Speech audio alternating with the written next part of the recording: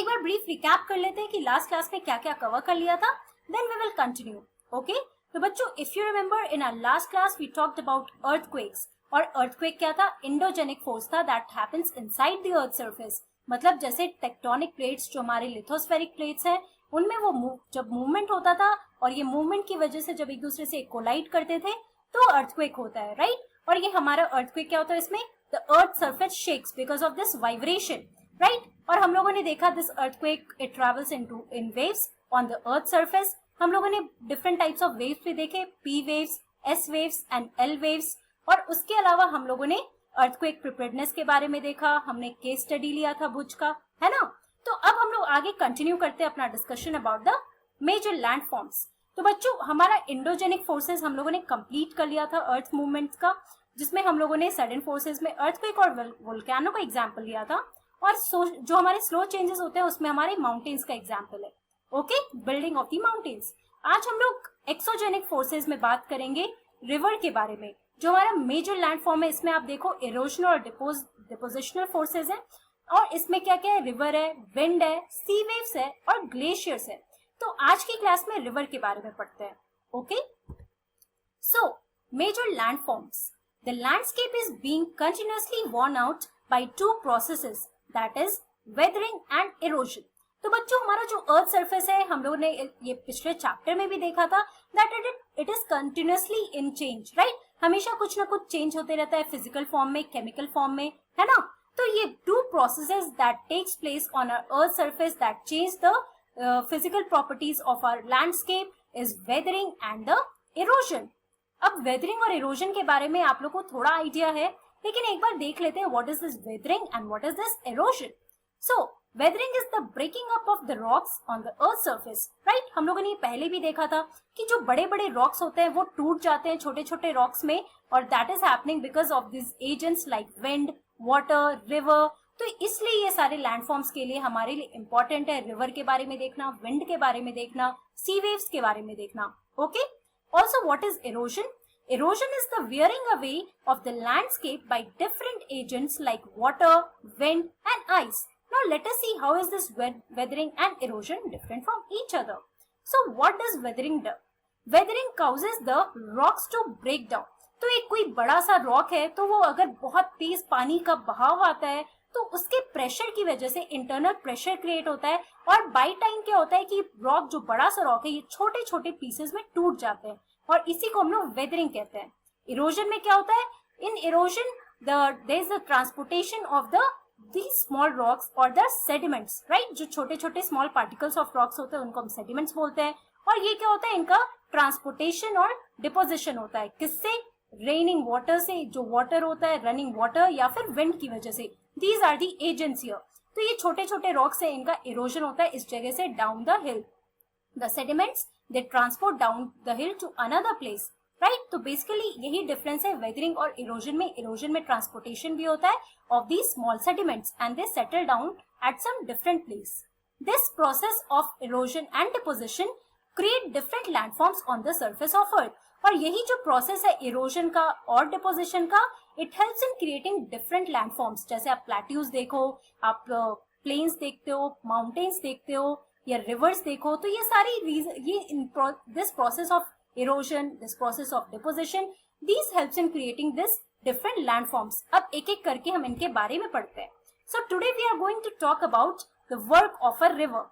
Okay, so let us understand about when we are talking about river. तो सबसे पहला point जो हमें समझना है वो है वाटरफॉल का।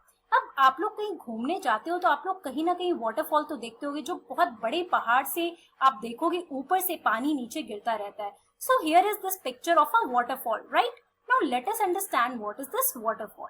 अ waterfall is a place where water flows over a vertical drop or a series of drops in the course of a stream or river। तो बच्चों ये आप पिक्चर जो देख रहे हो ये एक वाटरफॉल को दिखा रहा है, right?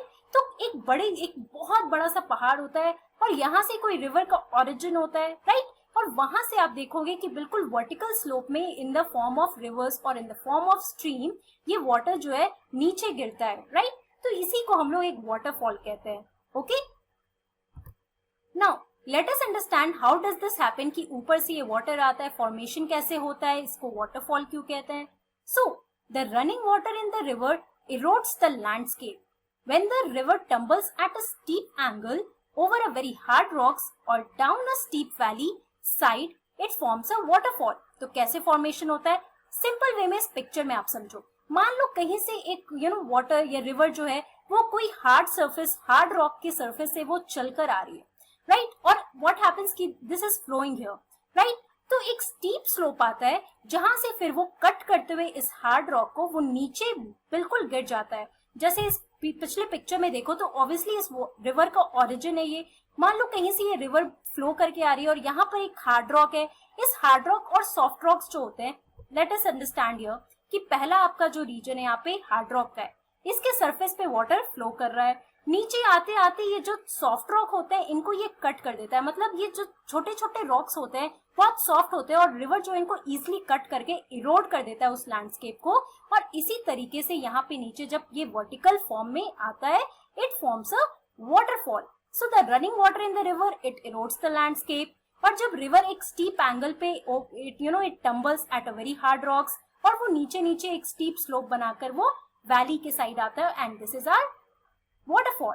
Okay, I hope it is not difficult for you to understand.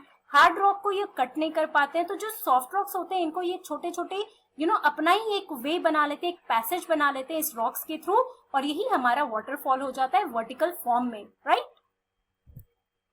अब हमारे वर्ल्ड में आप देखोगे बहुत सारे वाटरफॉल्स है. इंडिया में आपको बहुत सारे वाटरफॉल्स मिलेंगे. आप कोई भी माउंटेन रीजन में अगर कहीं घूमने जाओगे तो हर जगह एक वाटरफॉल होता ही है. Now this is the picture of Niagara Falls जो हमारा यूनाइटेड स्टेट्स ऑफ अमेरिका में लोकेटेड है. ओके, तो ये नॉर्थ अमेरिका की साइड में आप देखोगे ये लोकेटेड है. You can find it on the map और द ग्लोब, राइट? सो आप देखो यहाँ पर ये नियाग्रा फॉल्स जो है बहुत ही सुंदर, बहुत ही बड़ा वाटरफॉल है. It's really very beautiful. और जो सबसे बड़ा वाटरफॉल है वो हमारा हाईएस्ट वाटरफॉल जो है, it is the Angel Falls of Venezuela in South America. Now this is the picture of Angel Falls जो हमारे साउथ अमेरिका में लोकेटेड है in Venezuela. Now you can see the picture here, right? ये vertical slope बना के rocks को cut करते हुए अपना passage बनाता है, and this is called a waterfall. Okay? Now let us talk about the river. How does the river form और कैसे इनका work होता है? So आप देखो यही mountains के through जब ये passage बना के waterfall अगर बिल्कुल plain slope पे आते हैं तो obviously आप अपने घर के आसपास अगर कहीं जाओगे तो बड़े बड़े नदी होते हैं, तो आप उन river का structure देखे हो कभी? अगर गौर नहीं किया हो तो आप यहाँ पे समझ सकते हो कि ये बड़े बड़े आप देखो ये बिल्कुल पैसेज बना के डिफरेंट डिफरेंट शेप में हमारा जो रिवर्स है वो ट्रैवल करता है. तो बहुत सारे यहाँ पे आपको टर्म्स दिख रहे हैं. जहां से रिवर ओरिजिनेट करता है वो हमारा सोर्स होता है, राइट? यहाँ पे आप देखो मियांडर दिख रहा है. एक एक करके हम इन टर्म्स के बारे में पढ़ेंगे, डोंट वरी. ये मियांडर है, राइट? ये हमारा एक फॉर्म डिफरेंट डिफरेंट कट्स बना के जब रिवर ट्रैवल करता है तो उस एक शेप को हम मियांडर कहते हैं. अब ये दूसरा टर्म आप देखो यहाँ पर ऑक्सबो लेक है, इसके बारे में भी हम पढ़ेंगे. चैनल्स होते हैं रिवर्स के, ट्रिब्यूटरीज होते हैं, ओके, लेवी होता है, डेल्टा होता है, राइट? और this is the mouth of the river. तो हम एक एक करके इस फॉर्मेशन ऑफ रिवर के बारे में समझते हैं. तो सबसे पहले हम किसके बारे में पढ़ेंगे? We will talk about meander, that what is a meander. So as the river enters the plain, it twists and turns and forming large bends known as the meanders. तो आप लोगों ने पिछले पिक्चर में भी देखा था. मान लो ये रिवर का एक कोर्स है, तो ये माउंटेन से जैसे ही ये नीचे फ्लो करके प्लेन रीजन में आते हैं, बिल्कुल स्ट्रेट, मान लो स्ट्रेट जो हमारा लैंड है, राइट? आप समझो एक प्लेन लैंड है, जब उस पे फ्लो करते हैं तो आप कभी भी बहुत स्ट्रेट रिवर तो देखोगे नहीं. आप रिवर का कोर्स हमेशा देखते हो वो कुछ इस तरीके का होता है, राइट? अगर आप बचपन में ड्रॉइंग्स भी बनाते हो तो रिवर का ड्रॉइंग कैसे बनाते थे? ऐसे.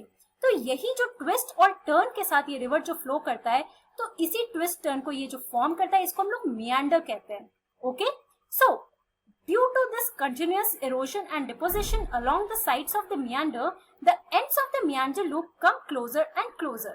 अब क्या होता है बच्चों कि अगर मान लो किसी प्लेन से ये meanders जो फॉर्म होता है, the river or the course of the river, they are moving from flowing from one place to another. इस फॉर्म में आप देखो ये हमारा meander हुआ है ना. तो बगल में जो लैंड का रीजन होता है यहाँ पे ऑब्वियसली रॉक्स होते होंगे, जो हमारा लैंड होता है वहां पे रॉक्स तो होते हैं. तो यहीं पे जैसे हम लोगों ने देखा कि रिवर का क्या काम होता है? इरोजन करना. इरोजन मतलब क्या होता है कि वो छोटे छोटे रॉक्स जो सेडिमेंट्स होते हैं उनको वो एक जगह से उठा लेता है और दूसरी जगह पे ये डिपॉजिट करता है। तो यही प्रोसेस होता है during this process of erosion and during this process of deposition. ये मियांडर्स जो होते हैं ये एक दूसरे से काफी क्लोज आ जाते हैं। यहाँ पर आप देखो, जैसे यहाँ से मियांडर जो है फ्लो कर रहा है, यहाँ पे ये मियांडर फॉर्म किया है इस रिवर ने, और उसके बाद इसका देखो स्ट्रक्चर ऐसे चेंज हो रहा है, और फाइनली यहाँ पर आप देखोगे कि ये बिल्कुल क्लोज हो रहे हैं एक दूसरे से। क्यों? ये डिपोजिशन और इरोजन की वजह से ही होता है कि एक इरोजन हुआ, उसके बाद इधर आके ये डिपोजिशन करते हैं, उसके बाद फिर इरोजन होता है, फिर डिपोजिशन होता है। तो यही प्रोसेस चलता है कि एक जगह से ये सेडिमेंट्स लेते हैं और अपने साथ इसको सेडिमेंट्स को फ्लो करता है इनके साथ ये रिवर के कोर्स में, और कहीं जाके लैंड पे जाके दूसरी जगह पे डिपॉजिट कर देते हैं। Okay, and these twist and turn we call it as meander. अब ऑक्सबो लेक क्या है? So in due course of time meander loop cuts from the river and forms a cut-off lake also called an oxbow lake। अब जैसे आप meander के बारे में आपने पढ़ा कि ये जो ट्विस्ट एंड टर्न यहाँ पे है, राइट, ये जो हमारा ट्विस्ट एंड टर्न हो रहा है ये हमारा meander होता है, राइट। ये बिल्कुल स्ट्रेट फॉर्म में नहीं होता है, टर्निंग ट्विस्ट लेके ये बनता है। तो अब meander जैसे जैसे ये क्लोजर लूप बनाता है उसमें इस प्रोसेस में क्या होता है कि ये देखो यहाँ पर मान लो वो इरोजन कर ले रहे हैं एक the sediments, they are taking these sediments, carrying these sediments, दूसरे जगह पे ये डिपॉजिट करते हैं। तो इसी प्रोसेस में क्या होता है बच्चों कि जब एक दूसरे से ये काफी क्लोज आ जाते हैं, राइट, ये एक दूसरे से जब मियांडर्स जो है क्लोज आते हैं तो एक रीजन होता है जो लेक का ये कट ऑफ हो जाता है, और यही जो कट ऑफ रीजन होता है the abandoned मियांडर, it is called the oxbow lake. तो बेसिकली आप समझो कि ये मियांडर्स जो लूप्स होते हैं इन्हीं से एक बनता है हमारा ऑक्सबो लेक, इस फॉर्म में होता है, राइट। ये इस फॉर्म में आपको एक छोटा सा लेक दिखेगा जो अपना एक छोटा सा लेक बन जाता है, ये हमारा ऑक्सबो लेक कहलाता है। So erosion makes the neck narrow, right, ये देखो नैरो होते जा रहा है यहाँ पे, पहले ये बहुत डिस्टेंस पे है एक दूसरे से, है ना, जो मियांडर्स हैं, धीरे धीरे ये एक दूसरे से बिल्कुल क्लोज आ जाते हैं, और जैसे ही क्लोज आते हैं during the floods the river takes the shortest course through the neck. मतलब कि मान लो जहाँ पे बहुत पानी का फ्लो बढ़ जाता है तो मियांडर्स जो है बिल्कुल शॉर्टेस्ट रूट अपना लेते हैं, और ये शॉर्टेस्ट रूट लेने के चक्कर में क्या होता है कि ये जो आपका रीजन है ये कट ऑफ हो जाता है, और जो कट ऑफ रीजन होता है इसी को हम लोग ऑक्सबो लेक कहते हैं, right. Abandoned cut off meander is called the oxbow lake. Okay, I hope you are clearly understanding this कि एक जो हमारा मियांडर्स होता है that is the cuts, the twist and turns in the course of the river that is flowing। और erosion और deposition आप समझ ही गए हो कि एक जगह से सेडिमेंट्स इरोड होते हैं, दूसरी जगह ये डिपॉजिट होते हैं। अब इसी कोर्स में जो मियांडर जो होते हैं वो एक दूसरे से क्लोजर आ जाते हैं, राइट। अब क्लोजर आने के सेंस में क्या होता है कि एक कट ऑफ रीजन, एक अबैंडन्ड मियांडर होता है जो अपना ही एक लेक फॉर्म करता है। Now this is called this oxbow lake. Okay, so in today's class what did we learn? We talked about the major landforms, और major landforms में हमने देखा कौन कौन, जो हमारा रिवर है, हमारे लेक्स या फिर वाटरफॉल के बारे में देखा।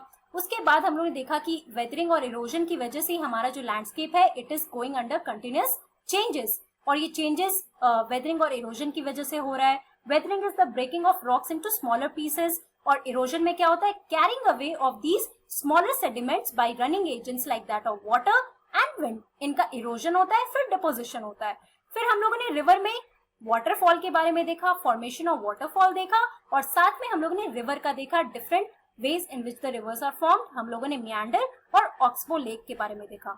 सो नेक्स्ट क्लास में हम लोग डेल्टा, फ्लड लेन और डिफरेंट फीचर्स जो हमारे रिवर के फॉर्मेशन में उसके बारे में पढ़ेंगे। Okay, so that's all for today. I will meet you in the next class. Thank you very much. Have a nice day.